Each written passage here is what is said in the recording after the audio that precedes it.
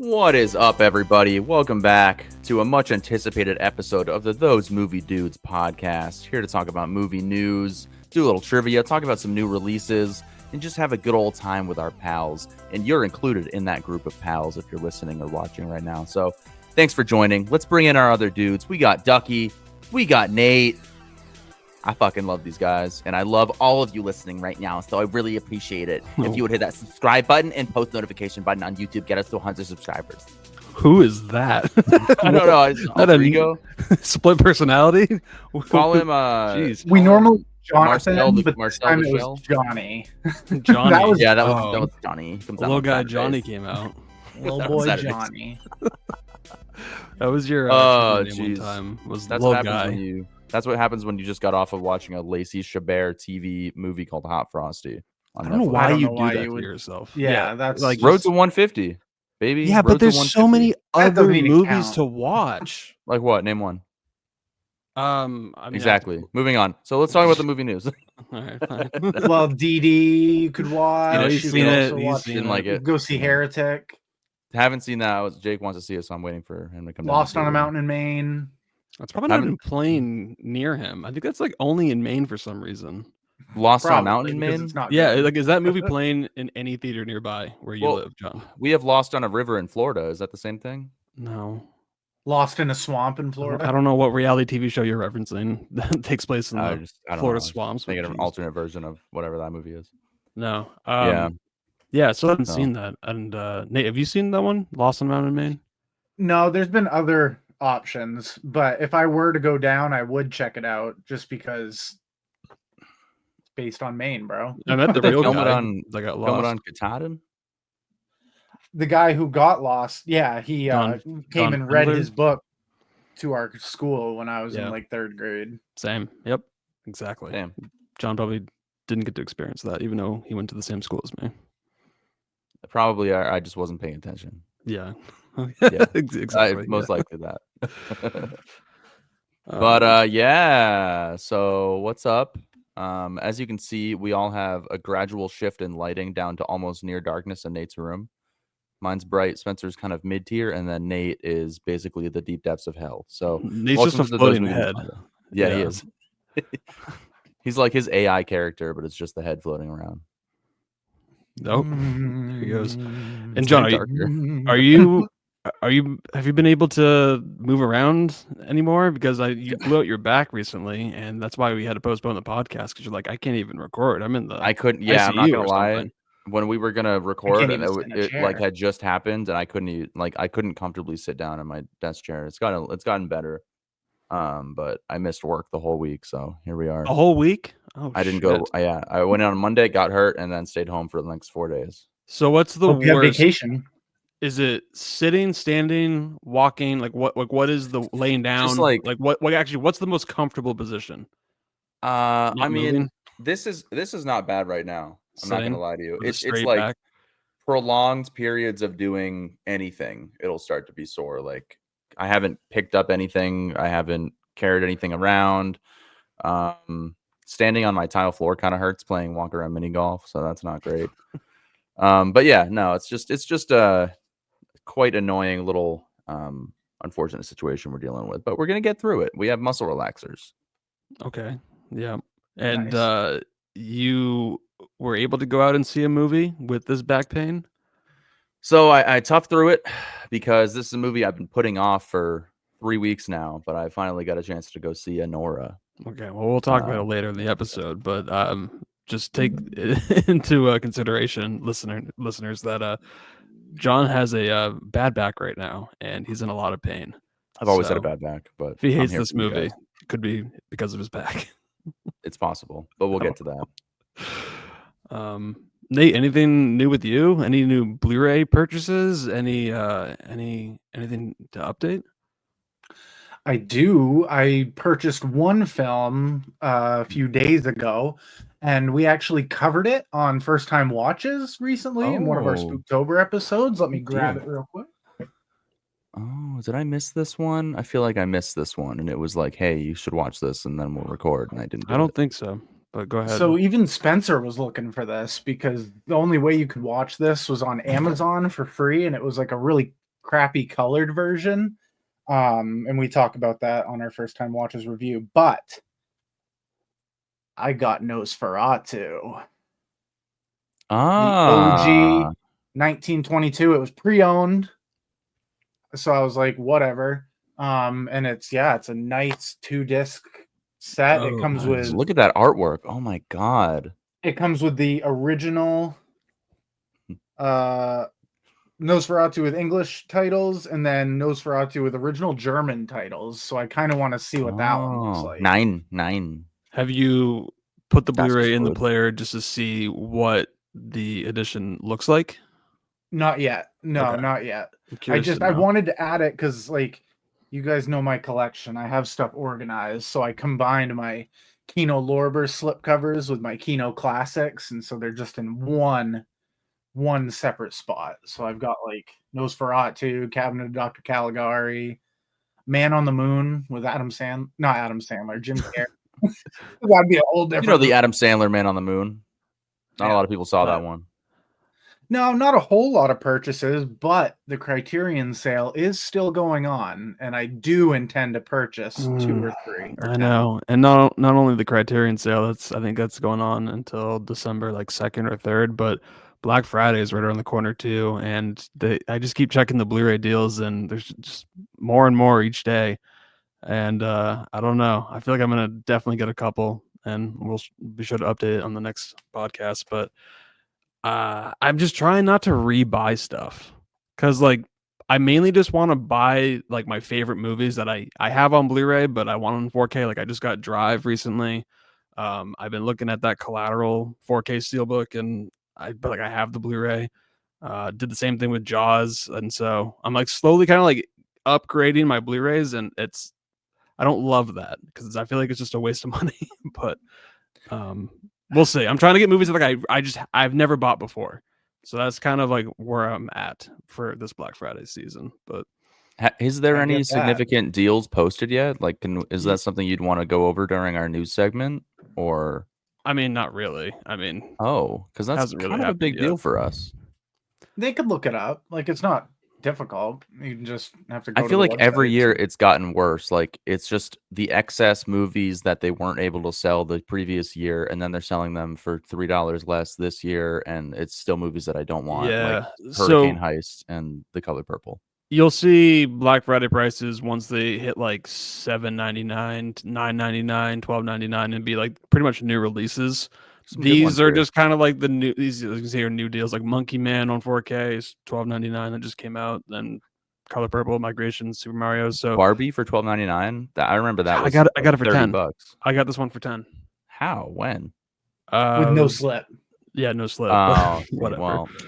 Well, not too many yet. I mean, they recently posted. I got Challengers on Blu-ray. That was $9.99. So that was kind of like the start of it, but we'll see. I'm trying to get movies that I want to rewatch, but also maybe movies I've never seen before that I need to watch. Like I have a bunch of those in the collection still. I need to buy a Blu-ray. First time watchers, are you watching with us? Oh. I need to get a Blu-ray player because I haven't watched any of my movies this year. You have no way to watch a Blu-ray right now? I do, but I'd have to plug in my other Xbox, and it's just like it's multiple steps where I could just turn on my Apple TV and select anything. You're gonna be watching Terrifier 2 and 3, boy. That's what it sounds like. Is that what the me. punishment was? I thought it was Megalopolis. I like Megalopolis. Which that's one. Well, it was, but then when we were talking about Terrifier, we were like, "Oh, we're gonna make you sit through both of those if you don't watch any of your movies." I do want him to watch Terrifier, but I think that needs to be in a group setting where we can be there and witness his discomfort. Witness that stepfather's garage attic, where like I can trust him to watch Megalopolis just on his own and just be utterly confused and want to jump out of a window. Well, this is going to be me the whole time. Maybe you'll love it. It might be your favorite movie of the year. Who knows? There's 0% chance. If Megalopolis is anyone's favorite movie of the year, please let us know because I will send you a personalized email to why you are wrong. I bet it's who's the guy that used to make the 12 Days of Movies? Lights, Camera, Jackson. I bet it's his favorite movie of the year. He loved Youth. He's definitely gonna love Megalopolis. oh my god, I loved And Youth as a Youth on 13-year-old, DVD. as a 13-year-old preteen. I loved Youth. I'm like, what the Oh, fuck is man. wrong with you? Look up Lights Camera Jackson if you don't know who we're talking about. This guy's crazy. No. He's probably famous. All right. Well, let's get into our first segment here. We got some movie news to go over. Not a whole lot, but a couple stories. Hopefully Peter's here. This is movie news. Thanks, Pete. Peter. Live here every week. Yeah. All right. Oh yeah. Get out of here, Pete. Yeah. He's gone. So the holiday season is right around the corner. Red 1 just came out in theaters. You guys excited? You guys gonna go see it? Dwayne "The Rock" Johnson, Chris Evans, Lucy Liu, little $215 million Christmas movie. No way. Oh yeah. No way. Oh yeah. It's over $200 million. That's for sure. Yep. Shot a couple years ago. It's gonna kick off the holiday season, make a whole lot of money because everyone is gonna take their families to go see Dwayne "The Rock" Johnson take on Christmas. It just came out yesterday. You have plans to see it? Of course, yeah. I feel like I'll go out of my way to be like, Dad, like, let's just go see it. Let's have a good time, and it's a great way to start the holiday season off right. You know what I mean? Right, because it was made for Amazon Video. It was going to be a streaming movie.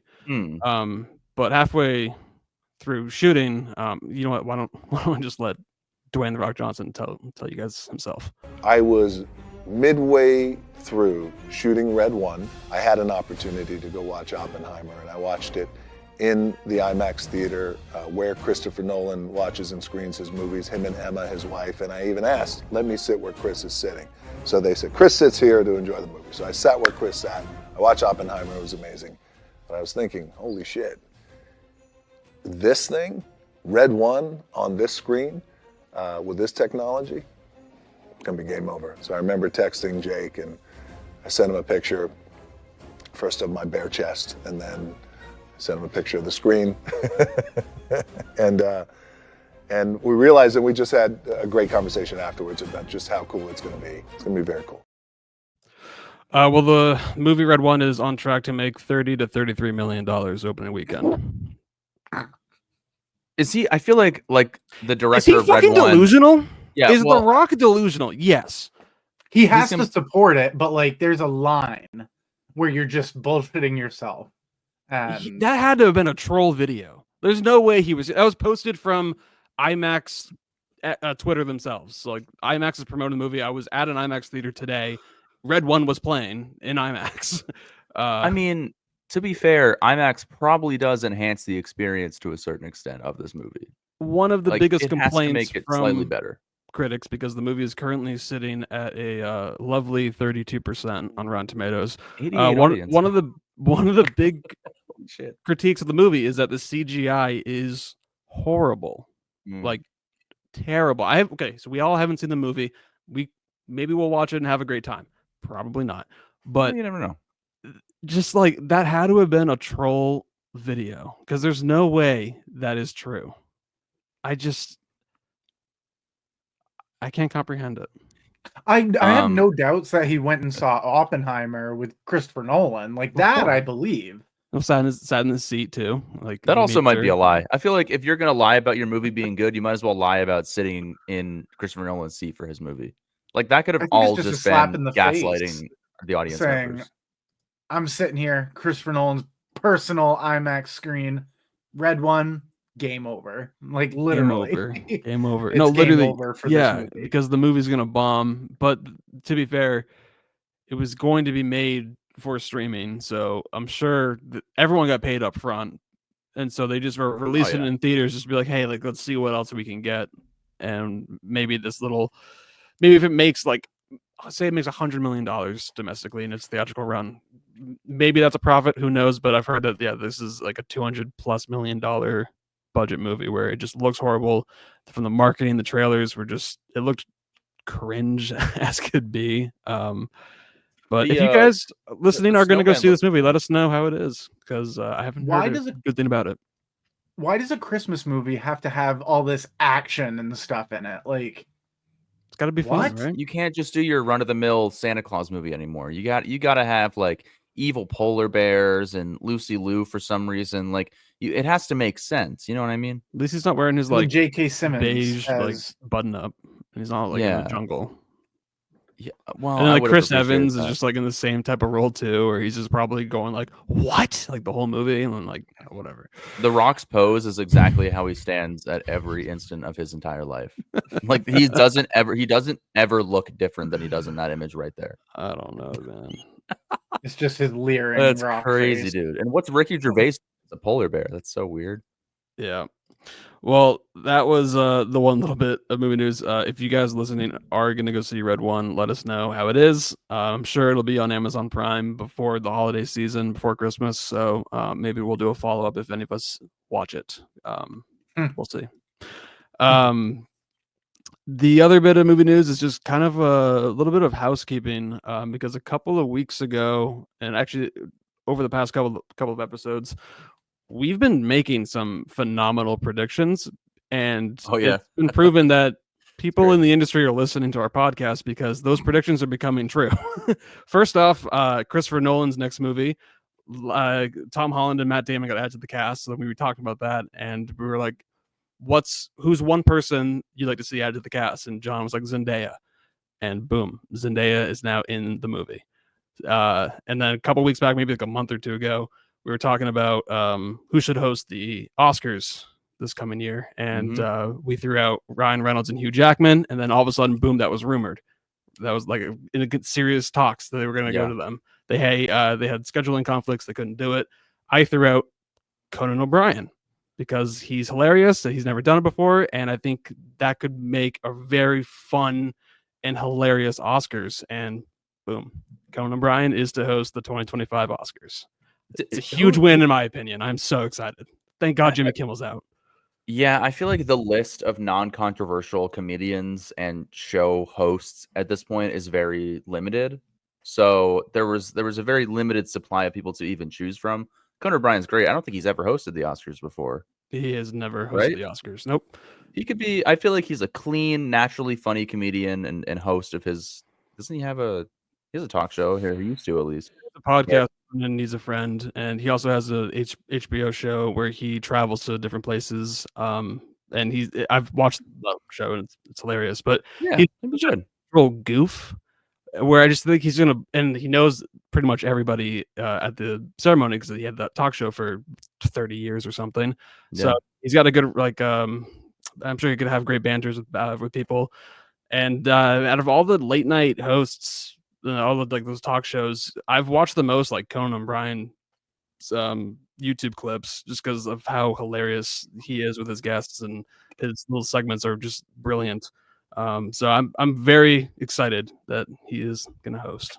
But yeah, I think he's a phenomenal choice. Have they chosen the Golden Globe host yet? Have they done those? I don't know, because I thought for some reason it was Hugh Jackman and Ryan Reynolds, but then I don't know. So I guess maybe they haven't picked those yet. Oh, it's Nikki Glaser. Oh, so she actually is hosting something. Yes, so I was also right about that because I said Nikki Glaser. She is hosting the Golden Globes. Yes. Wow, that's gonna be a lot of fun. That could be a really fun award show for once. Nate, I want Theo Von to host the Oscars. It would be fun. Him just sitting back in a recliner, just like, so my favorite type of weed is cocaine. Have Bobby Lee and Andrew Santino do it.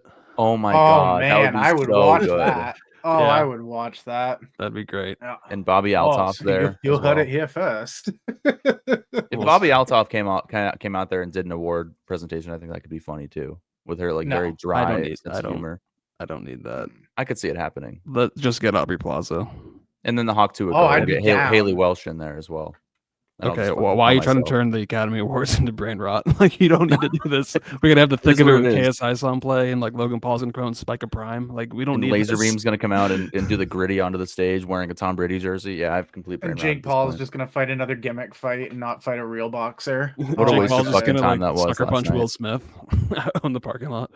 A lot of opportunities here. Let's be real. Yeah, let's go. What the fuck? Yeah. So I'm excited. I'm excited to see what happens. This kind of reminds me of when like Seth MacFarlane was randomly announced. Like I was so excited when Seth MacFarlane got announced as the host. He was I'm so like, big when he he's was gonna pull no yeah. punches and he's gonna be great. He was controversial. People didn't like him. I actually liked what he did, but He could never do what he did now. Oh ever. no way. You could barely do it then, and that's why it was a problem. It was perfect for us in middle school at the time. Let's just go there. That was hilarious for us. Poor Helen Hunt. So in the spirit of predicting things and getting things right, let's do it one more time because Bond producers are looking for their next 007 and they announced their qualities, like what they're looking for, their criteria. So real quick, this is what it is. 4 things. 1, it will be a man. 2, he will likely be in his 30s. 3, whoever says yes has to do it for at least 10 years. And 4, whiteness is not a given. Jeez, okay. Very specific. So let's brainstorm here. Let's manifest those movie dudes. Let's get this right. Who could we cast as James Bond for the future? That's definitely going to happen. That actually gets rid of a lot of people I would think of because they want someone in their 30s. So that gets rid of like a Jake Gyllenhaal, Tom Hardy, like Michael Fassbender, like those type of guys. And whiteness is not a given. What about Joseph Gordon-Levitt? Dude, he's in his 50s. Like, no, he's not. He's not. 50s. No, he's not 30 anymore. Like they're looking for probably late 20s. 1981. So somebody that was born after 1994. Okay, all right. Give me a second. Jesus Christ. Joseph Gordon-Levitt. He'd be good. He'd be a good choice. It's not in his 50s. Chadwick Boseman. You said white wasn't a factor. Oh wait. Okay. Nate, what are you thinking? I had the name Aaron Taylor Johnson pop into my head. He's been rumored. He's been heavily rumored. Or like, God, I'm trying to think.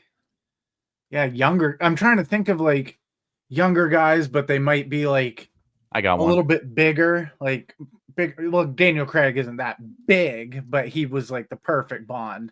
Aaron Taylor Johnson's 34, so I mean, I got mine. Could work. Okay. Oh, sorry. Is that your pick, or do you want to think about it while John goes? I'll think about it a little bit. That was just the first one that came to my head. All right, John, what do you got? Okay, mine is 38 years old. It is Richard Madden. He's a Scottish actor. He's on Game of Thrones. He played Robb Stark. Okay. I think he has the look. He has the charisma. I think he would be the perfect mix of like witty and also like serious at times because he's already showed that. How old is he? He's 38. Okay. And throw Lily James in there as the Bond girl. Lock it in. Sure. Lock it in. All right. Done. All right. She's 35. All right. My pick, this guy is 30 years old. Oh, going young. Whiteness is not a factor. It's the guy from Rebel Ridge, Aaron Pierre. I think he would crush it. I mean, he's got like piercing blue eyes. So he'd be a great James Bond when he's not shooting people. And he's got the physicality. He just with Rebel Ridge alone, he is so menacing. He's so badass. And you could definitely tell he could swoon the ladies. So he is perfect. I think he is 100% the number one for me. Aaron Pierre. I hope it happens. So manifesting that personally. Another good one would be Joseph Quinn. No, I don't love it, but I see. I'm picking prototypical guys that can do English accents. But also Aaron Pierre. He is from London, so he could, there you go. He fits the criteria in that regard, even though that wasn't a consideration. Nate, you got another pick? I mean, what do you think? I've been seeing this one around lately. He's making his way like into like movie star status.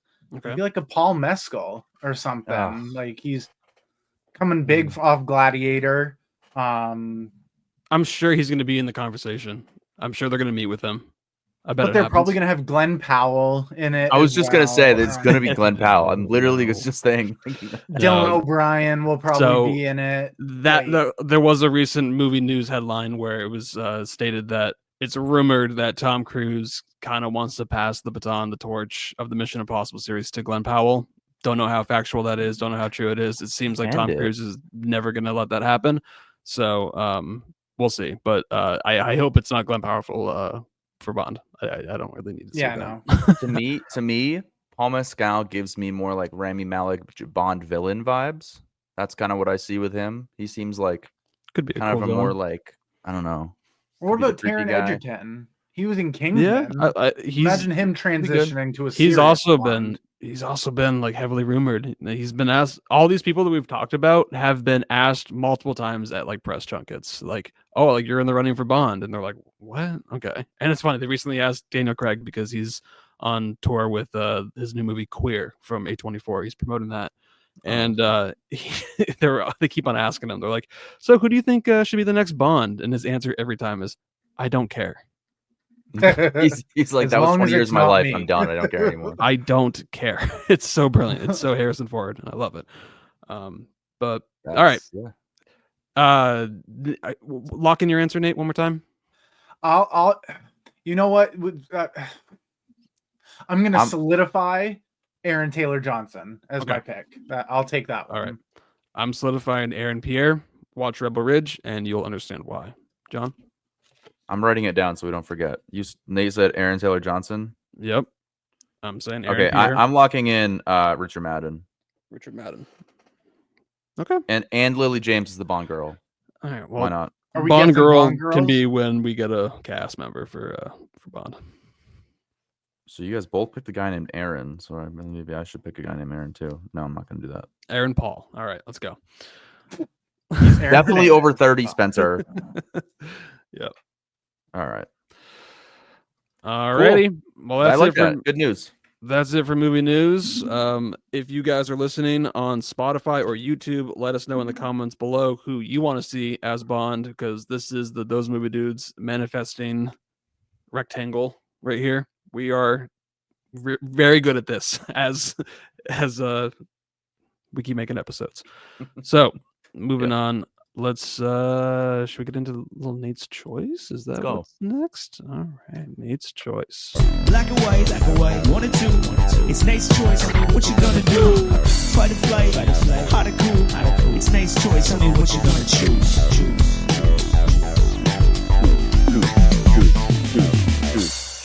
Choose. He was going hard. I went full screen on him, and he was just in the zone. We go in there. He has an actual drum set. We're like, whoa, when'd you do that?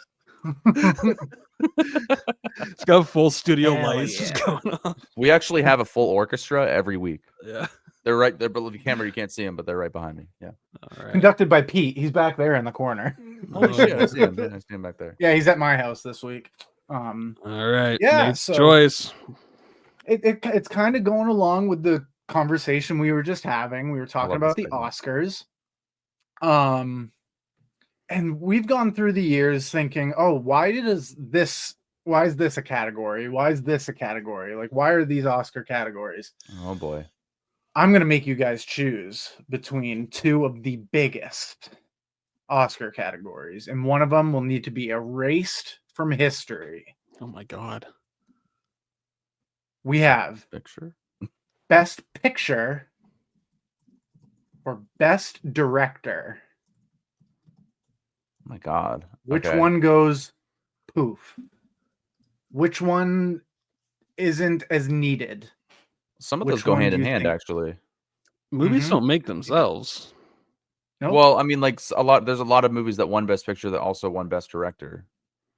And a lot of movies Because they were- nominated for Best Picture, and some movies even won Best Picture where a director didn't even get nominated. Ben Affleck, Argo. Right. Yeah. Well, that's true too. He's sitting there behind his computer right now being like, those movie dudes. Fuck! Versus Hey, Matt is there any more Damon. pot? Fuck. Best Picture. Matt, we need to versus write another Best movie. Director. That is really that's tough, man. Because there's more than just going through two actors' filmography here. It's like the I know- history of cinema is at stake. Like I don't even. I know this is kind of Shit. unrelated to this question, but I do want to address it here. I kind of wish that they went back to just 5 Best Picture nominees. Spencer, Yes. how dare Well, you?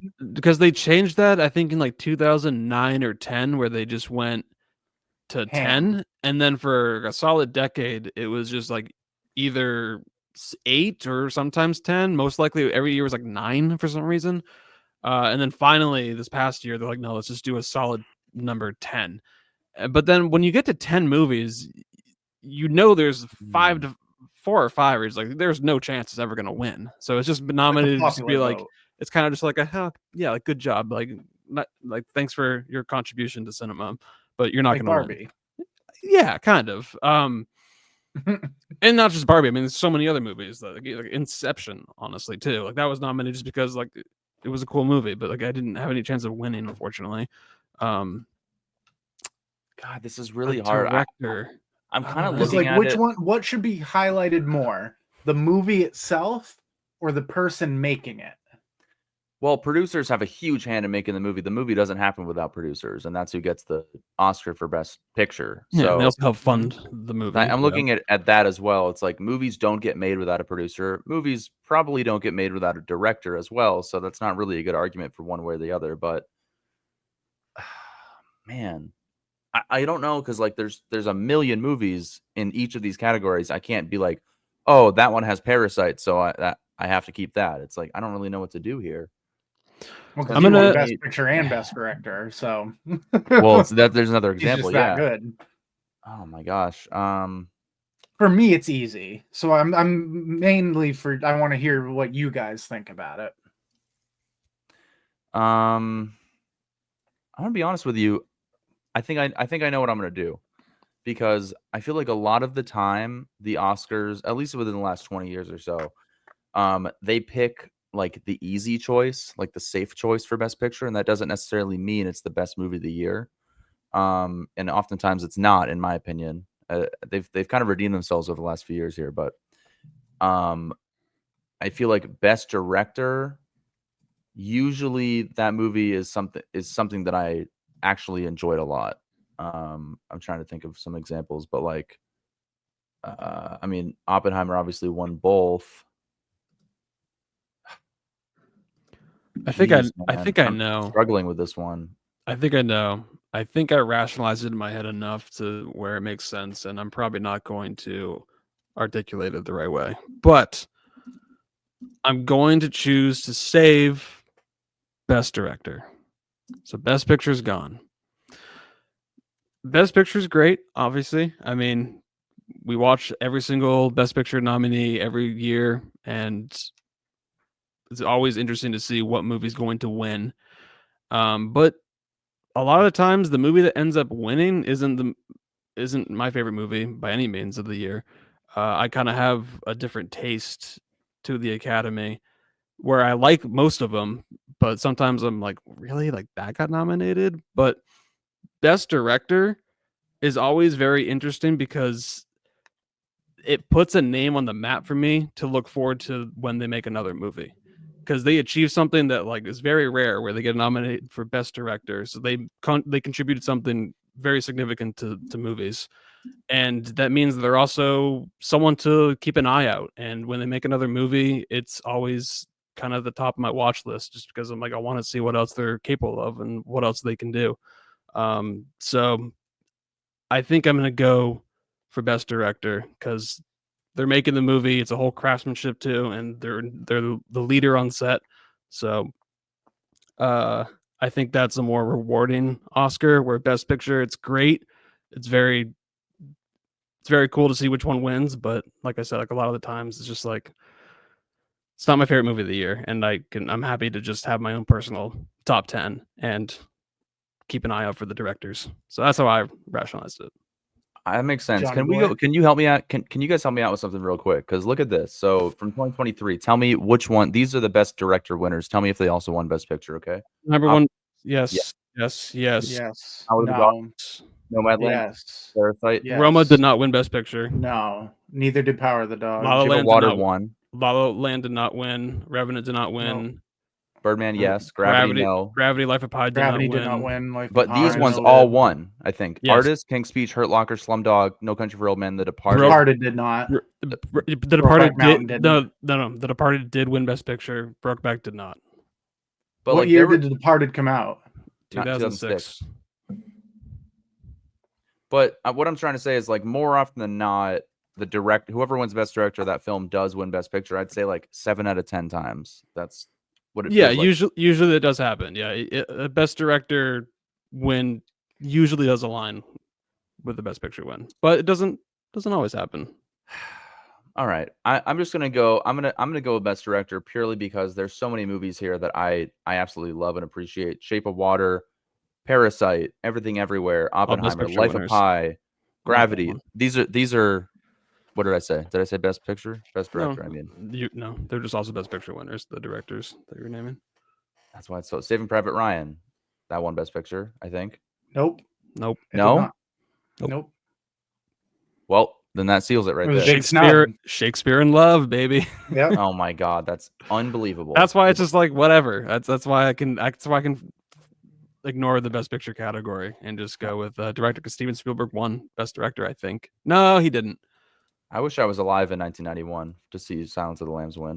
That would have been cool. Yeah, this is a really Spielberg tough one, did win. Nate. Spielberg Really did tough win. one, man. I'm definitely gonna go Best Director though, as hard as that is. All right, Yeah. Nate, what you got? I'm going the exact opposite for you guys. Yeah. I'm going Best Picture because if you go back, not all the movies, but nobody remembers who directed Amadeus. Nobody remembers who directed The Sting. Nobody remembers who directed all these other movies. And to me, I'm just like, the director does get a whole, like, most of the credit. But to me, the picture is what stands the test of time, not the director. The director could make a great movie that could be his best movie ever, and then his career could tank after that. Where I just think Best Picture, it best sums up an overall year in movies and is just like just the pinnacle. People remember what won Best Picture, but they don't necessarily know who the director is or who won Best Director, anything like that. So that's kind of why I go with Best Picture, just because it stands the test of time a little bit more. And you're never going to get the same movie to win Best Picture. You could have the same person win Best Director multiple times, but Best Picture is always different. It's always something new. It's always adding to the history of film, and creating a dynasty for itself. So I'm opposite with you guys today. For me, it was a no-brainer. I would was gonna go with expect Best that Picture. from someone that is watching every single Best Picture winner movies for this Because year's there's challenge. so many. If you Like, didn't say that, I would be disappointed. That makes there's sense. so many in the 30s and 40s that, like, you look at IMDb, they have 4 stars, 3 stars. On Letterboxd, they're at 2 stars. I doubt half of these people genuinely pay attention and give this thing the chance it deserves. I watched one called Cavalcade, or no, one from the 30s called Cimarron. It's got terrible reviews, but I watched it. It's very entertaining and it's very well done. It's almost 100 years old. Yeah. So it's just, but then again, it's a taste thing. You might prefer a Best Director category than the Best Picture because you might like all the directors and not care for half of the Best Pictures. So I see that too. I just think Best Picture, it sounds more prestigious. Oh, I contributed to a Best Picture winner. I was part of the best, quote unquote, best movie of the year. Of course, if they took public vote into account, it would be completely different. But that's why there's an academy, Oh my God. and we're just. That's why we have the Teen Choice Awards. Thank God they got That's rid why of them. Nickelodeon Choice Awards and get slimed and stuff. Exactly. That back. I'm so happy they got rid of like most popular movie and like best scene. They did that in like 2021 or something, and it was. Well, no, they never had that in the Oscars, did they? Yes, they did. It was Not best scene. Zack Snyder's Justice League won Best Scene. It was the Flash time sequence, and they played it at the Oh Oscars. my god! Really? Okay, At the I remember. Oscars? Yes. I Yeah. remember them having I'll best look. like blockbuster, most popular, but they got rid of that too. Yeah, no, it's gone. They did that for 1 year, and the backlash happened, and they took note.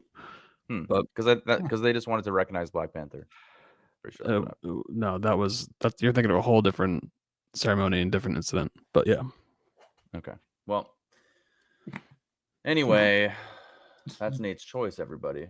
there you go. Yeah. Now let's move on to some new releases because we got a lot.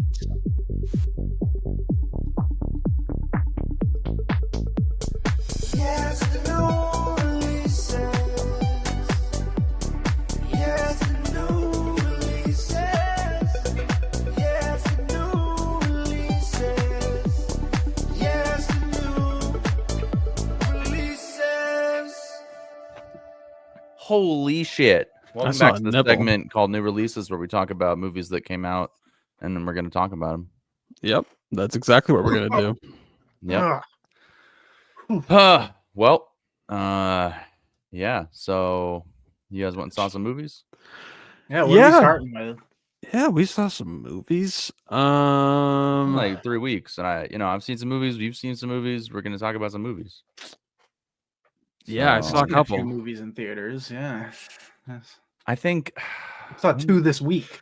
So I have 2 featured reviews, and then we can get into some quickies because we got a lot to talk about here. But I know there's one movie that we've all seen, and then there's one movie that 2 of us have seen. So those wow. are the ones that we're going to talk about. Let's just go with little Anora.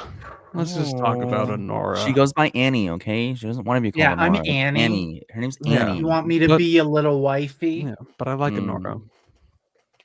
Yeah, but, Oh, but Anora's she wants to such a go by better name. Annie, okay? And she's sad. She doesn't have a good relationship with her father, Spencer. Or anyone in her family, as a matter of fact. Yeah, she's very standoffish. Anora, Spencer, why don't you enlighten us about what this movie is? I'm good. How about Nate does it? Oh, shit. I gotcha. So it's about a young sex worker from Brooklyn who gets her chance at a Cinderella story when she meets and impulsively marries the son of a Russian oligarch. News of their marriage reaches it to his motherland, and the parents are not happy, and they come to America to stop it. Yes. That's what happens. Boom, Anora. Directed by Sean Baker. He The has man. done The Florida Project, Tangerine, Red Rocket, and this is his 4th movie. So I think his 4th major feature Yes, film, I would sure. say. I mean, Tangerine was shot on like an iPhone 7. He's And a it's very great. experimental great.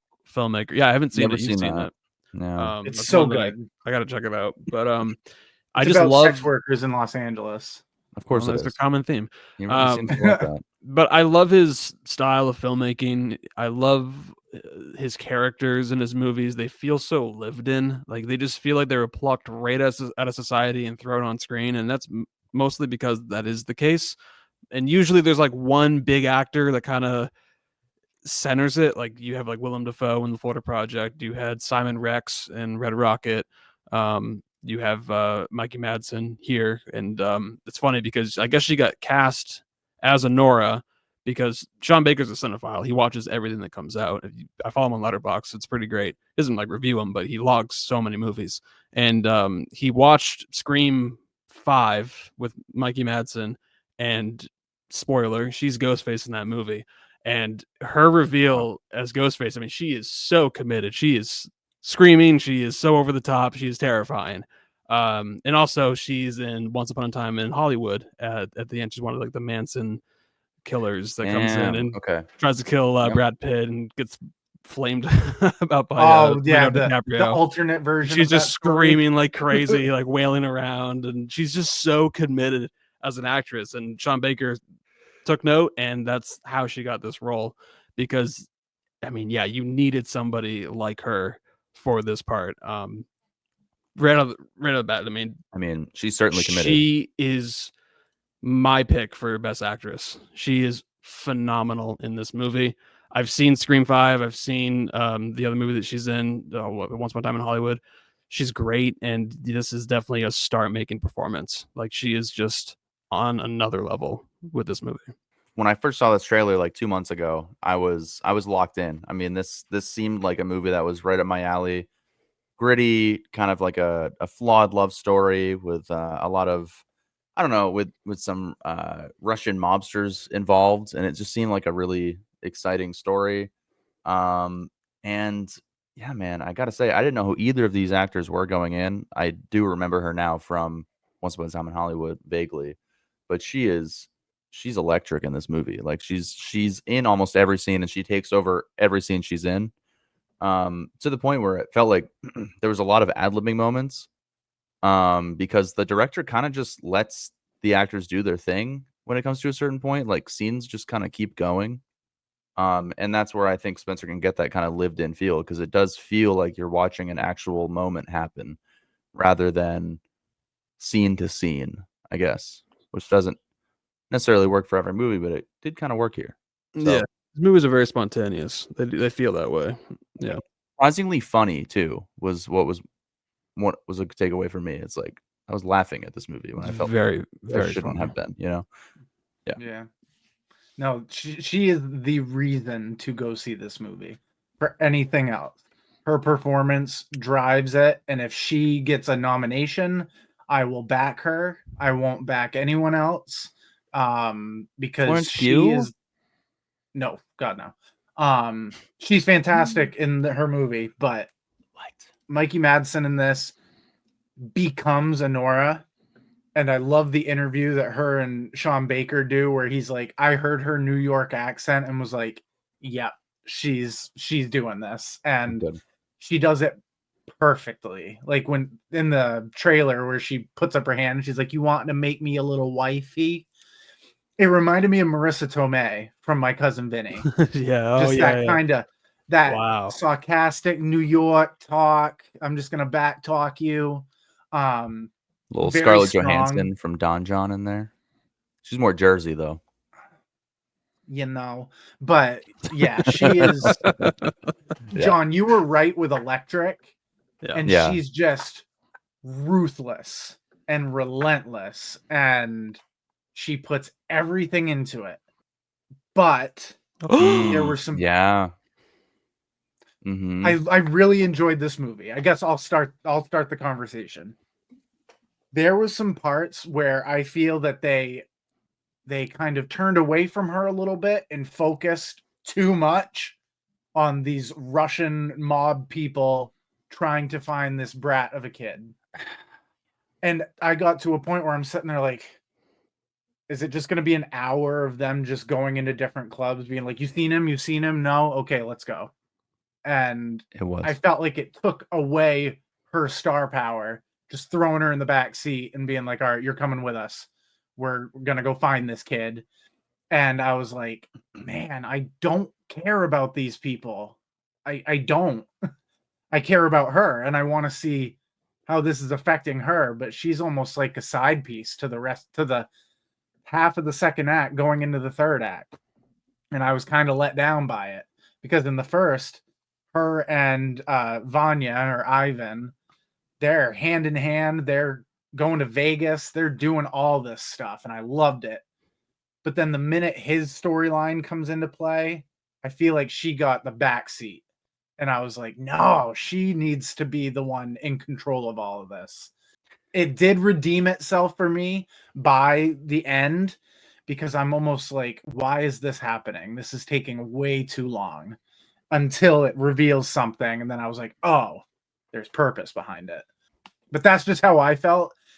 Also, I might have went, it's hard to not go into these movies unbiased because I love Sean Baker's movies. So I kind of went in with high expectations when I try not to. I did really enjoy this movie. It was a great experience, but I just feel when it should have been focused on her all the time, it was kind of put on the back burner for a part of it, and it kind of dragged for me in that second act. Totally hear you there. I did kind of feel that way when I was watching it, but I've sat on the movie a little bit more and kind of reflected on it, and I went and saw it with my friend Lucas, and we were both having a conversation on the way back from watching it.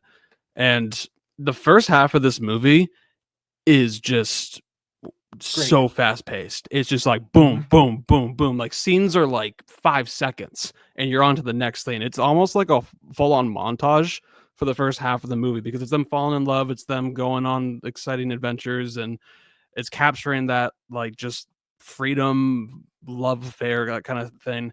And you're learning who these characters are, learning who Anora is. And you just kind of like fall in love with them, and it's like, oh my god, like it's so charming. And then the whole second half, it slows down a little bit more, and it shifts tones in a way too. And it was a little jarring when watching it, but I actually really appreciated that they did that because I needed them to kind of slow things down a little bit because I wanted to know a little bit more about who these characters are, because then you learn about who Ivan, the guy she's married to, who he really is, and it's just like, oh boy.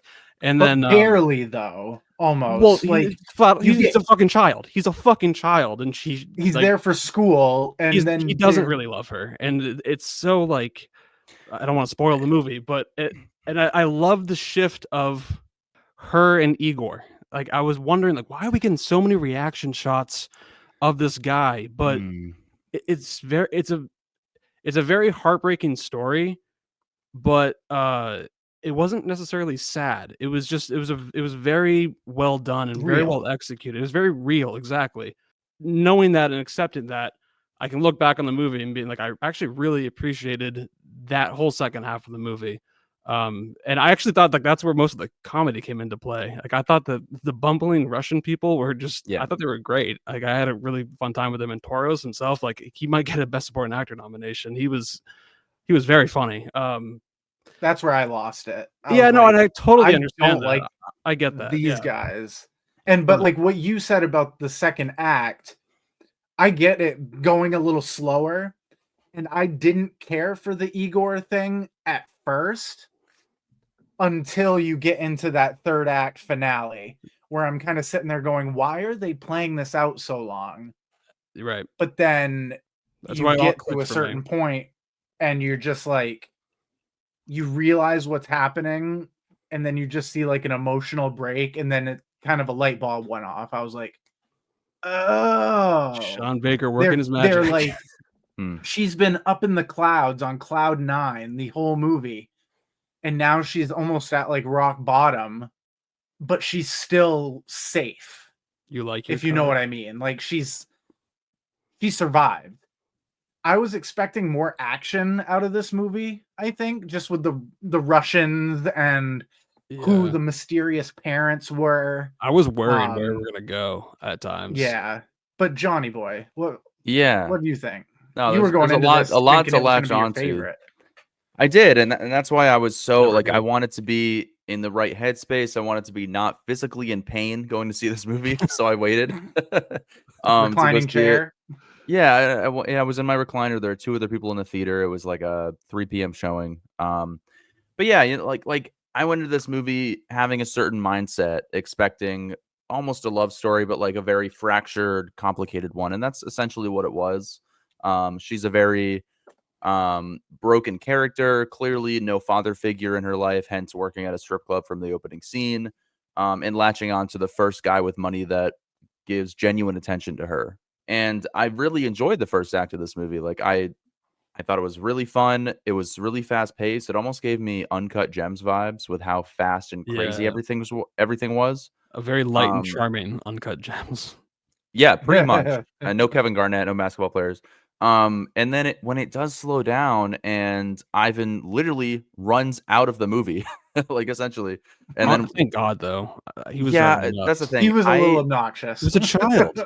I couldn't stand him, which means he was doing his job well, right? Yeah. Like he was so insufferable that means he was playing the character perfectly because we fucking hated him. Like I love that it made like he seemed to make her happy, and so like I was happy for her. But then like once you realize the colors, it's just like, oh my god, piece of shit. Also, bro, the amount of scenes of him playing Halo or whatever and not actually he does not know how to use a controller. I'll get a controller right now and I'll fucking show you. Nobody plays like that. That was driving me nuts. It cut to that so many times. I'm like, bro, please, like you have to have some quality control if you're gonna have this scene 5 times in a film, whatever.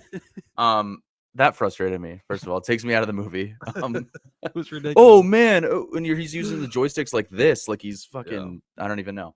Maybe he has better reaction time that way with his fingers. You know, He smokes a ton of pot and does a bunch of drugs. Yeah, he's gonna be really good at video games. I don't know. It lost me a little bit. I expected the Russian mob to be like actual mob guys, and like she would have to turn into like a badass and like kill some people. It never really came to that. It was more of a lighthearted, like they're just trying to do their job, but we don't want to hurt you kind of thing, which was funny, but it's like it just went on too long. I could have cut out 30 minutes of this movie.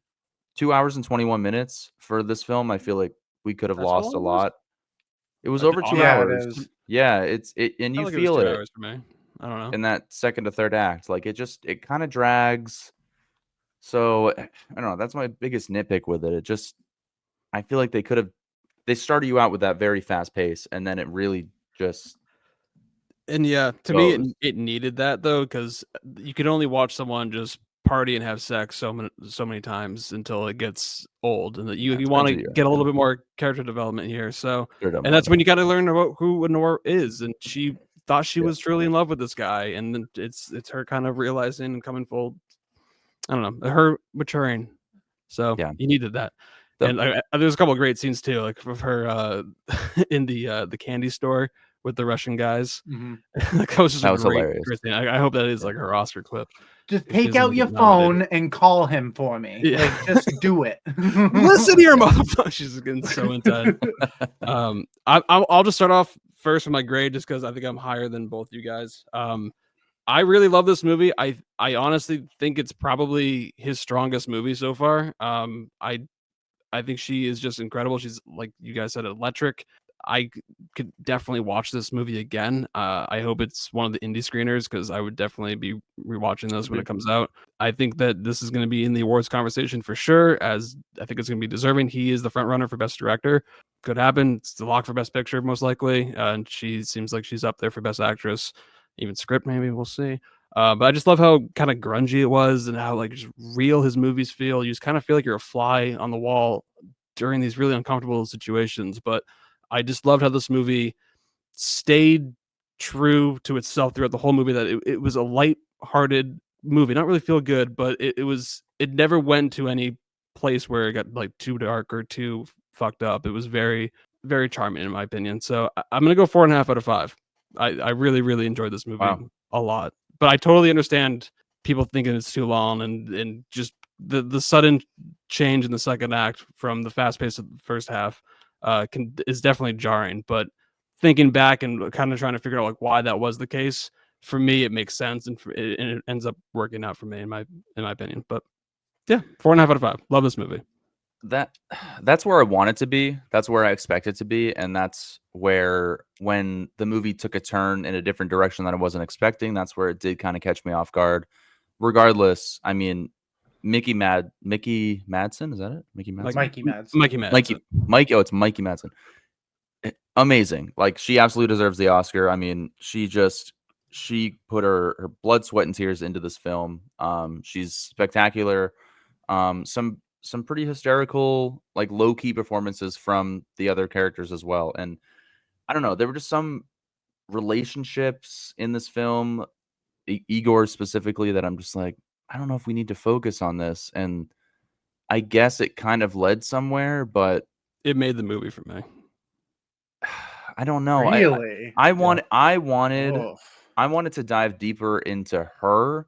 Like, maybe if they had gone back and like met her sister or something, we would have learned, like, gotten a deeper understanding of like her family and Igor the dynamic of, like, to me, Igor represented like what a true partner could be for her.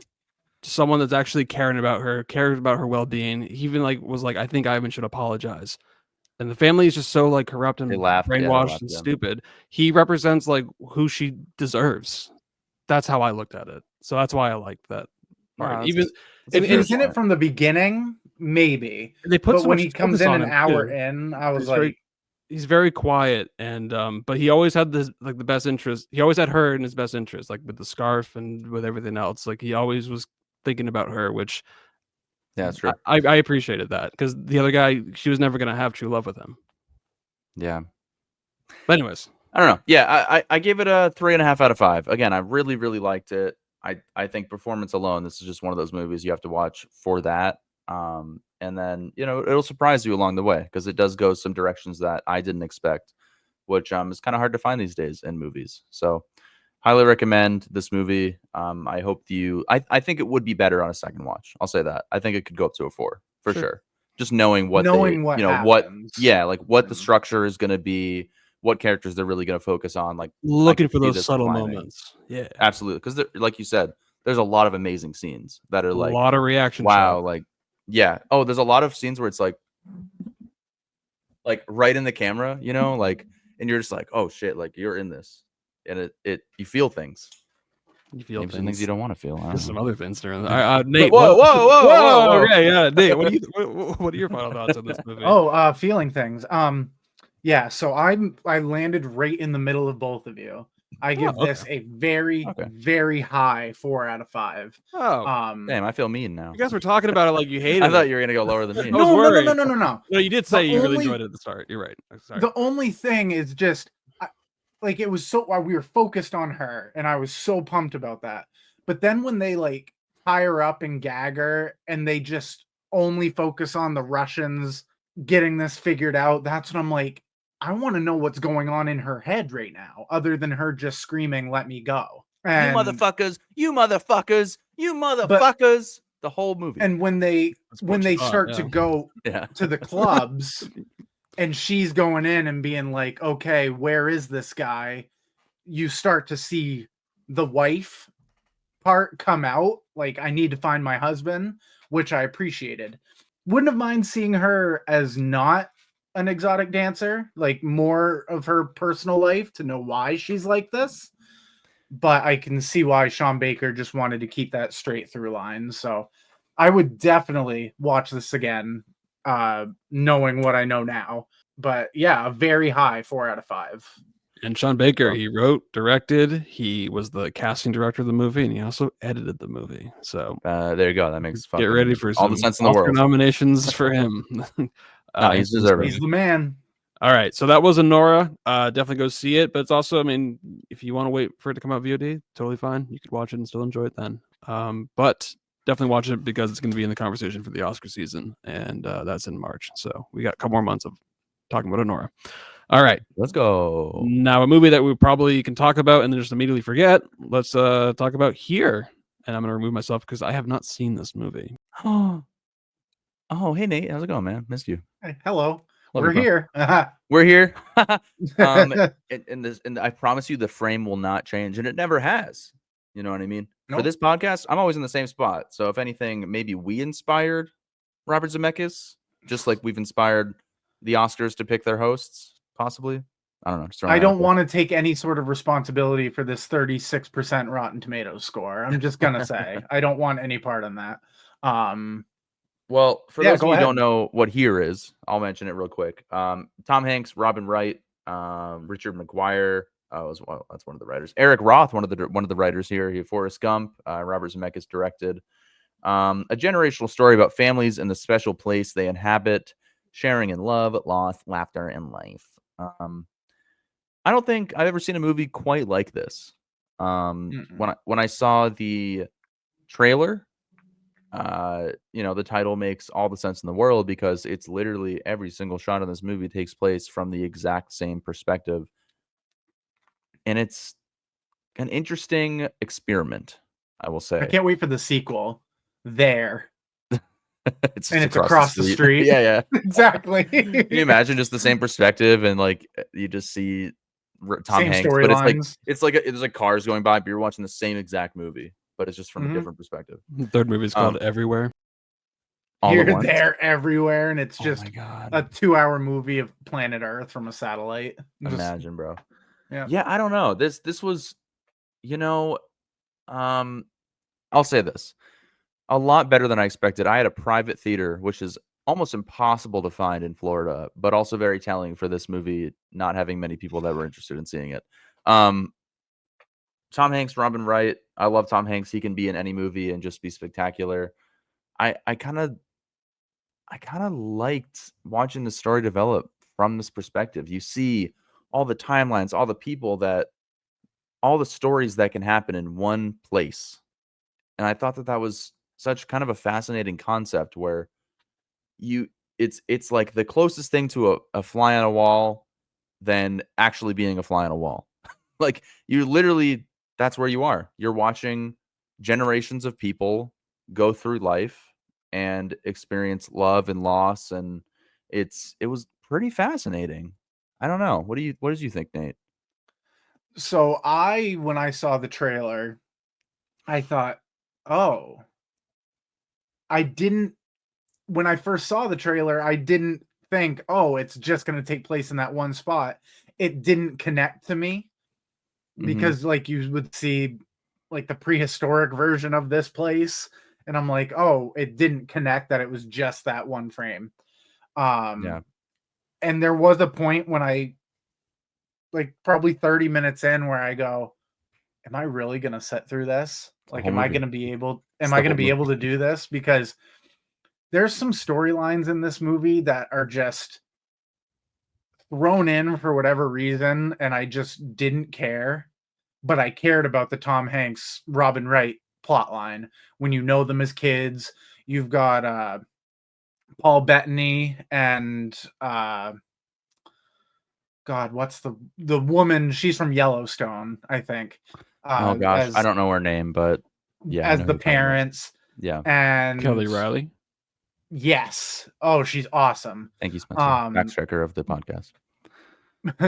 But then as they get older and you start to see their relationship, that's when my heart started to fall for it, because I was like, oh, I actually like these characters. I like seeing how this house is changing for them. It was kind of jarring though when it would go from that to, oh, there's an Indian in the middle of the woods. I was like, okay, that I didn't need that really. Yeah, I think it would have been better if it just followed one story in one position instead of here than there. I have not seen this movie. I just want to interject. It kind of sounds like, have you guys seen that A24 film called A Ghost Story? Mm-hmm. Yeah. You know how like that movie takes kind of like a similar concept of like, once you're a ghost in this area, you're kind of stuck there throughout time, and then like things develop, things change. But this one, in like a ghost story, it stays like the ghost character. You're on a timeline. The same throughout every storyline. Where in this, it's not necessarily. It really jumps around to like so many. Really? Okay. Yeah. I thought they really were just focusing on Tom Hanks and Robin Wright, because I saw that in the trailer that they were younger. Like, how was the de-aging on them? Because it looks pretty great. It looks pretty good. Not bad at all. I was pretty blown away. Like, I've been on camera since they were like 18, so it makes sense. Yeah. And Tom Hanks has been like, he's older, but he doesn't look super old. He still looks like Tom Hanks. And Robin Wright is the same way. So they must be able to, go back to their older films and be like, okay, this is what they look like. And how long is the movie? I think it's 2 hours. Really? It's about 2 hours? Yeah. It's an hour 44. Ooh, oh, okay. But I can understand why you think it feels like 2 hours. because of how they jump from plot to plot. Not really plot. There's only one real story, but the movie isn't getting good reviews. It's got a 36% Rotten Tomatoes and a 58% audience score, 6.3 in IMDb. I think it was in the 5s, but it looks like it's gone up a little bit. A lot of critics have kind of called the movie a gimmick. Do you agree with that?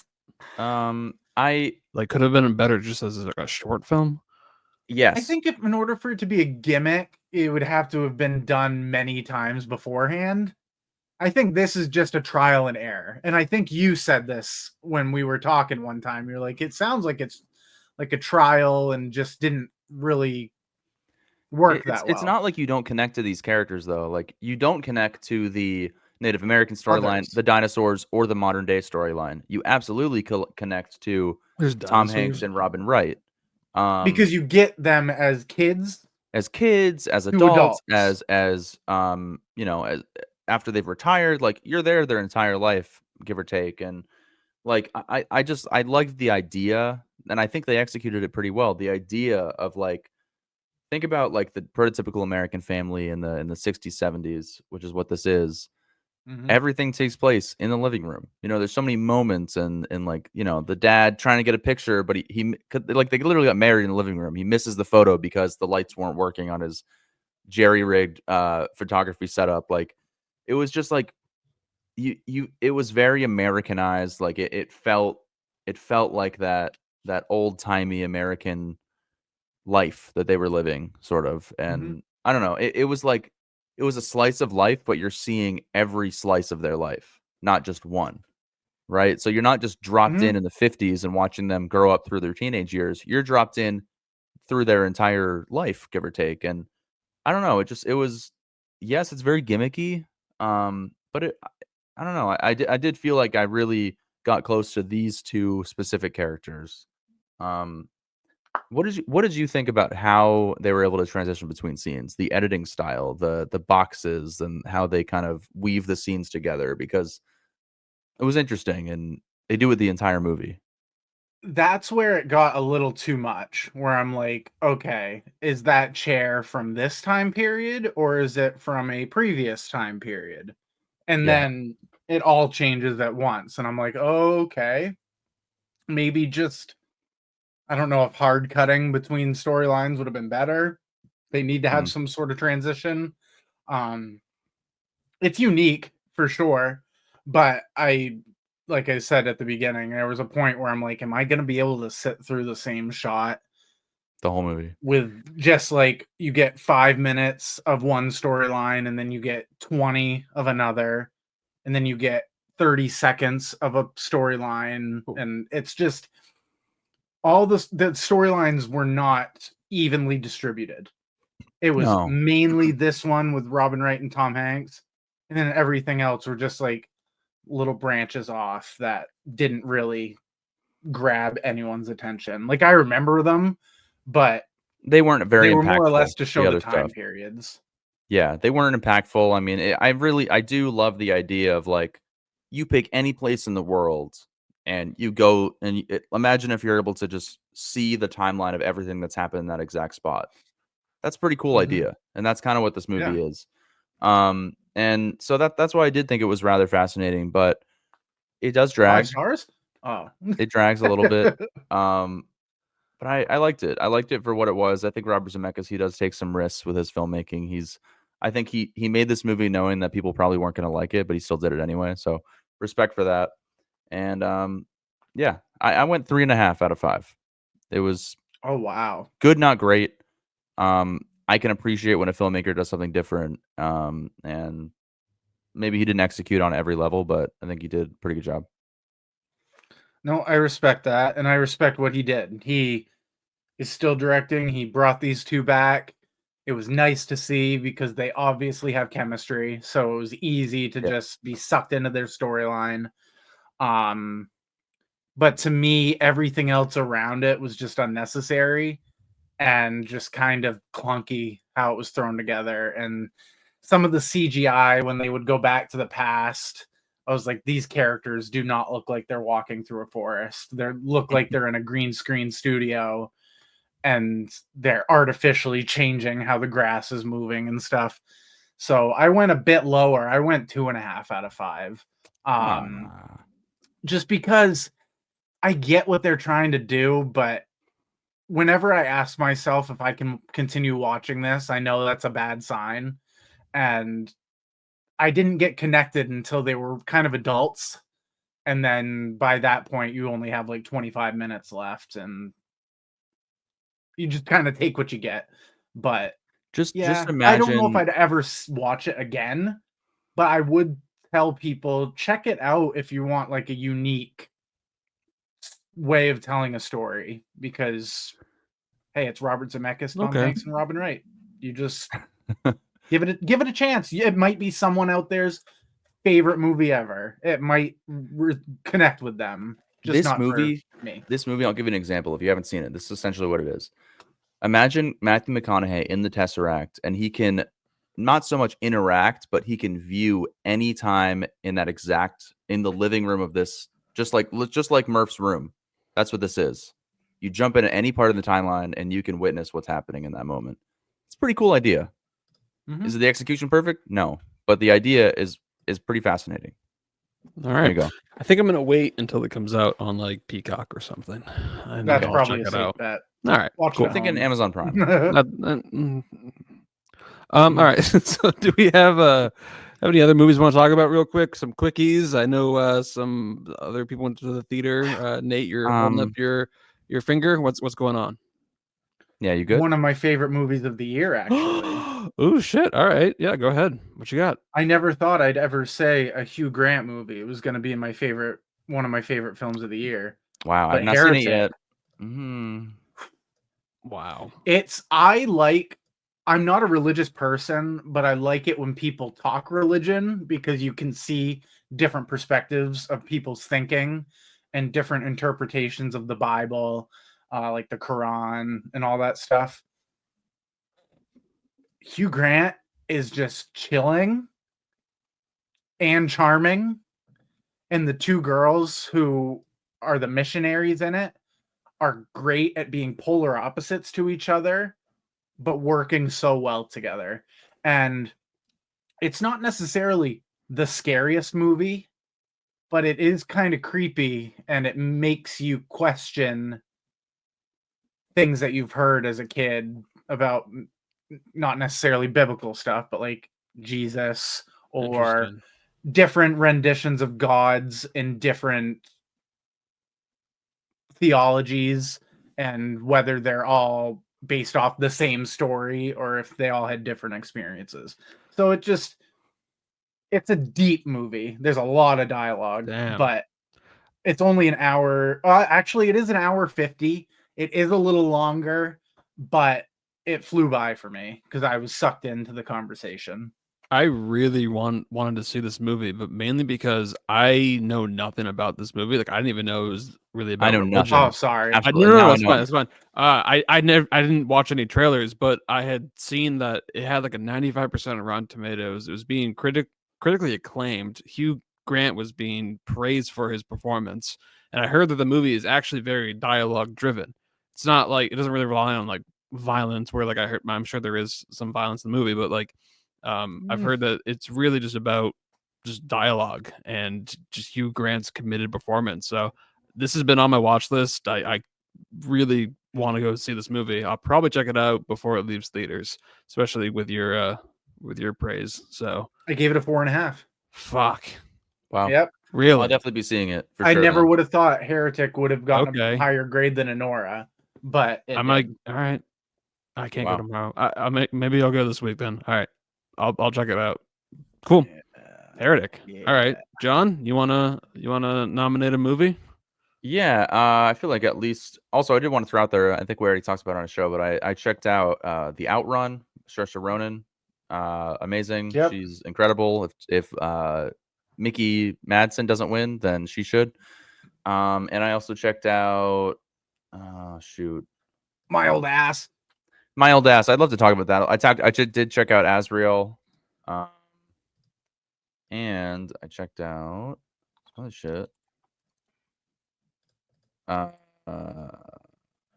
No, that seems like all the new shit. I watched Wolves today. I did Kinda finally sucked. check out Woman of the Hour. Oh yeah, nice. That was Um, a good movie. Okay. My Old Ass. This movie answers the question of if you could talk to your younger self, what would you say? The title There is was no is one pretty in funny. My Old Ass. I'm just It's a saying. great transition. Like, my old ass was empty. My old ass. We were just talking about someone's ass earlier. Was it? And As Hesh. long as we're not talking Anne about Heche's ass. Annie Yeah. Bona's ass. Unrelated. Anne Heche's ass has nothing to do with this movie. However, Aubrey Plaza's in this, and I feel like she's also very typecasted. She's always just casted to play herself, which is fine. But this movie was just really lighthearted and emotional, and I love these two characters kind of bickering because they're each other, which is kind of cool. Like, imagine you were talking to like the 50-year-old version of yourself, and he was like, "You fucking idiot! Like, why would you do that?" But your younger self was like, "I have to do it. I want to try. Like, I'm gonna do it because you're very you know what's the word I'm trying to think of? you're stubborn, obviously. Like your very stubborn young self doesn't want to listen to your older self, and that's kind of exactly how this movie goes. So it was just really fun. Really fun and a lot more emotional at times than I expected. Things went differently than I would have thought, and this young actress, I don't know her name, but she's definitely up and coming as well. It is. I almost had tears in this movie. Oh, I cried. Because I did cry. when Missy Stella is her name. It's the mother and daughter talking about like, oh, she's leaving in a couple days. And just the conversation that they have, I was like, I've had that conversation before. Like Isn't it like the simple thing where Spencer's been there?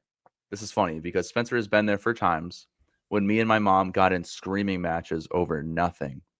Something so stupid. Yep. And now, like, I still sit here and I'm like, damn, I was a fucking asshole. Like, this movie, watch this movie and you'll never be mean to your parents again. Like, genuinely. Nope. And, like, That's appreciate your mom, appreciate your dad, appreciate your grandparents. Like, you know, like, these moments are never going to happen again. And that's what this movie tells you. And that's why it's number 3 on my list right now of 101 movies. So, nice. Told you. It's I was hounding you to watch it too. I'm like, you're putting off watching one of your favorite movies of the year, and then right, you knew. glad to hear it worked out. You Okay. knew. like if you're a kid out there listening to this, if you have a fight with your parents and you're yelling at each other or whatnot, just know as you grow older, if you stay close with your parents, they become your best friends. So like thinking about that as a kid, I never would have thought that. But now I could go downstairs right now if I had a problem, talk to my mom, and we could talk for hours and just. There's a scene in this movie, Nate, where it's like you can tell her mom they had a birthday party ready for her. She's like the oldest. She's the eldest of the siblings in her family, and she doesn't show up for it. And she's like, "Oh yeah, we made you a cake." She's like, "Oh, you made me a cake?"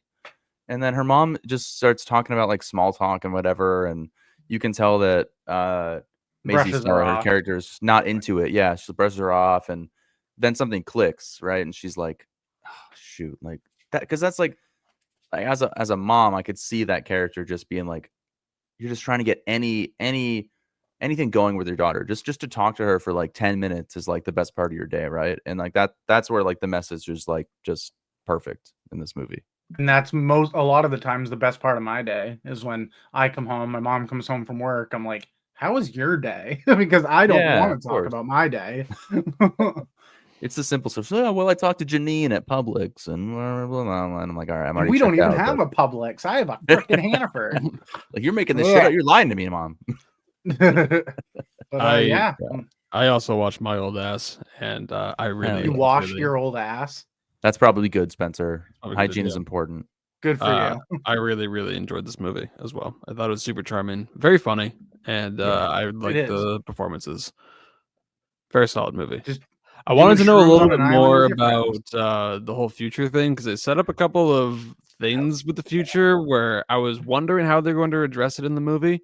I ended up actually really enjoying how they did address it, but there was like one moment where like she's talking with her older self and she's like, "Oh, sorry, I gotta go. There's alarms going off. Like emergency. Like everyone seeks shelter. Like I want to know a little bit more about the future. Like what the fuck's going on there?" What Aubrey Plaza was dealing with. Yeah, it's not important though. It's not. We never cut either. The messages is what's important too, and it's directed by Megan Park, and her first movie was The Fallout.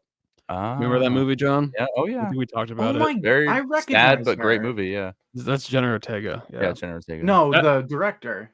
Oh, Megan Park? Oh, she's an actress. Yes. Yeah, she's been in stuff. Yeah, before. I remember her from an episode of Grey's Anatomy way back in the day. Okay. Oh, yeah, she's been in some movies. Cool. But yeah, it's on Prime Video, so if you haven't seen My Old Ass, definitely recommend watching it. Check out My Old Ass. Anything else, you guys? I know I have a couple things here. Just real quick. Emilia Perez, this movie's on Netflix. It's just I'm only pointing it out because it's in the conversation for the Oscars. It's predicted to get like 10 nominations. It's a musical about the atrocities of the cartel, and it's about like a cartel leader that is trying to transition to become a woman so he could escape his past life and go live a whole clean life and be who he really is, all that stuff. But it has Zoe Saldana, Selena Gomez. It's half Spanish, half English. It's a musical. directed by a French man. Weird combination, and the movie's wildly original. It's very unique. You really have never seen anything like this before. I didn't love the musical elements to the movie. I don't love when people just sing in conversation, but I thought the movie was I thought the movie was very powerful. It's not all music. It's not like 100% a musical. There are just scenes of dialogue and conversation. Zoe Saldana, I think, will win Best Supporting Actress. She is fantastic in this movie. Selena Gomez might get a nomination. She's definitely doing something a little bit different here.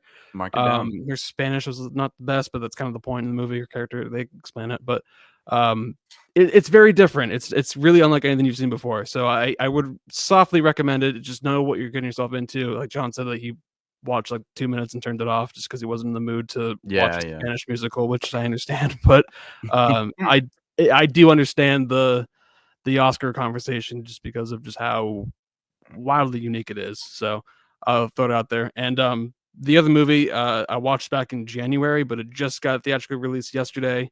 It's A Real Pain. It's written and directed by Jesse Eisenberg, starring Jesse Eisenberg and Kieran Culkin. Kieran Culkin is definitely going to get a nomination for this movie. He is very, very good. I think this script might get a nomination. This movie is very, very good. It's very funny. It's very heartfelt. They're brothers in the movie. It's about that dynamic, that relationship, two very different souls, two very different people kind of coming together on a very meaningful trip to Poland. Very good movie. It's stuck with me since I've seen it from Sundance in January. Love this movie. So glad that it's getting theatrically released. I think it might slowly expand to some other theaters. It might get an indie nomination for the Spirit Awards, so we'll see. But I think it might be a Oscar contender as well. So A Real Pain, highly recommend it if it is near you. So yeah, sweet. It is. I'm gonna get tickets to see it tomorrow morning because I didn't realize that was coming out. There's no showtimes at that theater. Okay. Anyway, the other movie that I just watched, it's called Hot Frosty with Lacey Chabert. I just want to throw this out there so you guys don't watch this. As I was watching this movie, the only thing I could think of was if I was doing an elevator pitch to like a studio exec, and I had to pitch this movie, how ridiculous would I sound? Like, if you, Spencer, look at this and tell me, like, what do you think this is about? I just want to know what is Hot Frosty? I mean, it's about a very jacked car mechanic that moonlights as a Magic Mike dancer that meets this MILF that on a farmland. You're so far off. I thought you would have known. You definitely know what this movie's about. Okay. As a matter of fact, what do you think it's about, Nate? I think Lacey Chabert, like, she doesn't get along with her kids, so she goes out into the snow and she builds her perfect man. And one day magic happens and he turns into a real man and he just happens to be jacked with a scarf. You're not that far off. I don't want to spoil it for anybody. I didn't even know that the movie was called Hot Frosty. It says it right there. You just read it. Fun fact, Lacey Chabert is in like 30 Christmas themed TV movies. This one just happens to be on Netflix. So if you want to see her in her prime, go ahead and throw on Hot Frosty. Craig Ferguson's or Mean Girls as well, and he's plays the if you want to. Well, no, I mean, if you really want to watch her, watch Mean Girls. But if you want to see her, in Family what she's Guy doing now, it's Hot Frosty. No, she just puts a magical scarf on a chiseled looking snowman, and he turns into this guy. And yeah, that's the whole movie. Cool. So don't recommend. Give it a 2 out of 5. Okay, great. All right. That's pretty high. That's higher than what I gave Megalopolis. See, there you go. All right. Well, that's a whole bunch of new releases that have come out in the last couple of weeks. I'm sure the next podcast it'll be, I think, the very beginning of December. We should have reviews of Gladiator 2, Wicked, and whatever else comes out. I will not be seeing Wicked. Fuck that. Me, you can go see it if you want. I am actually seeing it next week. Great. That'll be a solo review for you. I'm not going to go see that. Gotta do it. No, you don't. You don't. Gotta do it. I'm assuming his girlfriend wants to go see it. Yeah, whatever. Okay, well, it's 3 hours long. Have fun on part 1 of Wicked. Sure. Why not? I'll have fun.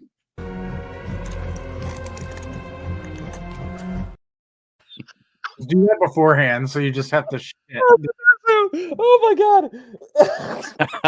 I don't want to puke. Just bring a bottle of ranch and squirt it on the fucking screen while you're there. Oh my god. All right. Well, that's gonna do it for new releases, everybody. We do have a kind of shortened version of mainstream trivia to get into, and we'll see who the winner is gonna be. This is where the show just goes off the whip. What happened there? All right. Wait, did I click it? What? Maybe what? Wait, is it me versus you? I don't know what's happening. Ha! I made Furious, questions. not you, me. Fuck. I'm furious, not you, me. I'm furious. All right. So are we doing Sounded trivia? Just like it. Are we? I Yeah, don't we're know. doing Oh, we are. trivia. Okay. First one to get 3 points. It's time for the answers to know this fact. For the questions I'm about to ask, like, What is the capital of Bolivia? It's mainstream Little trivia. Debbie, yeah. Little Debbie, yay! Little Debbie snack cake, yay! Or a hot baked potato. And if you guys want to listen to our ASMR channel, that's going to be Those Movie Dudes ASMR on YouTube. Help us get to 10 million subscribers. We're already at 9.5. All right. Trivia. First one to 3. All right. Let's do it. Sweet and simple. These should be questions that you should all know. All right. Mhm.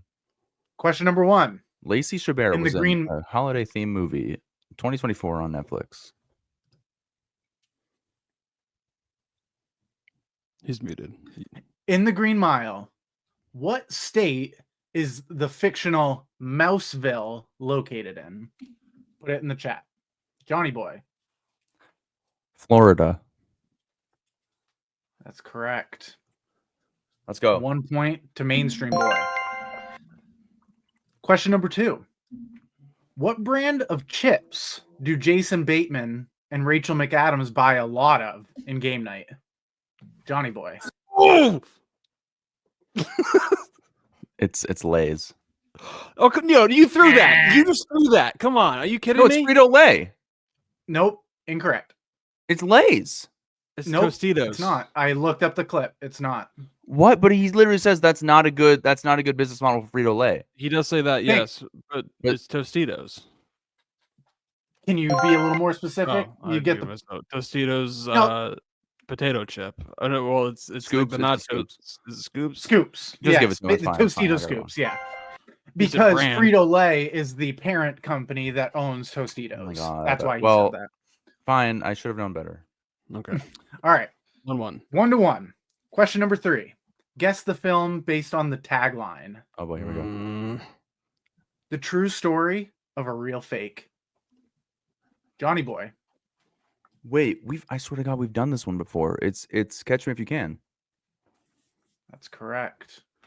Threw a little curveball in there. We've yeah. done that question before, but I'll take it. Okay, it doesn't matter. Doesn't matter. excuse me. All right. 2-1, Johnny Boy. Question number 4. Guess the film based on the cast. Okay. Jamie Foxx, Lily James, Kevin Spacey. Johnny Boy. Baby Driver. That's correct. Boop a doop a doop ba doo ba doo ba doo boop a doop a doo. Wait, Or wait, do we wait. have the winner music? There we go. I want to thank my 2 cats. We got Chili, Molly. You know, I couldn't have done it without them. They're out here begging for food to the point where I got them automatic feeders. So if I'm laying in bed and they're being annoying, I just say, Alexa, feed the cat. And that's all I have to do, straight back to bed. So again, I just want to thank everybody. Thanks for my mom and my dad for bringing me into this world so I could really covet this honor today. Thanks to And Grimace. And that's gonna do it for Those Movie Dudes podcast. Nate, great questions. You don't What? want any more questions? I have some more. 137. We'll do one bonus. One bonus. All right, quick, let's go. One bonus. All right. One bonus. Winner takes all. What? No. I just did my thing. No. I said my whole speech. Okay. This one you might have to dig a little bit, but I'm pretty sure you guys all have seen this movie. What song do Will Ferrell and John Heder first skate to in Blades of Glory? And you don't have to type it That's a in. good question.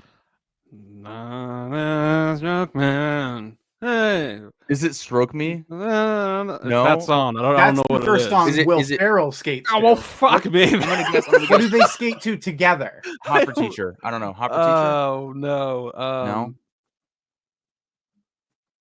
You remember when Is they this do that? Is this supposed to be some sort of scissoring thing? They like slide on the ice and they scissor. I know the scene. I can't think of the Oh song. no, though. is it like AC/DC or something? I don't want to close my eyes. I don't want to fall Armageddon. because I miss you, Jimmy. And I don't wanna miss you. At Those Movie Dudes. Go ahead and check us out at Those Movie Dudes on Instagram, on Facebook. Go watch these upcoming movies. So that way you can enjoy our reviews, knowing what you really feel in your mind about how you felt about that movie that you just watched. 2024 coming to a close. Watch those Oscar movies. You want to be able to form an opinion and fill out that ballot effectively, knowing that you've seen those movies and you know what's right. And first time watching every Thursday, we have what's that movie? What's it called? It's with Clive Owen. It's Children of Men coming I up love that soon. movie. Oh, I've Michael never seen Caine. it. Can't wait to see it. Julianne Moore's in it. Make me a little wifey. $15,000 cash up front. 4 carrots.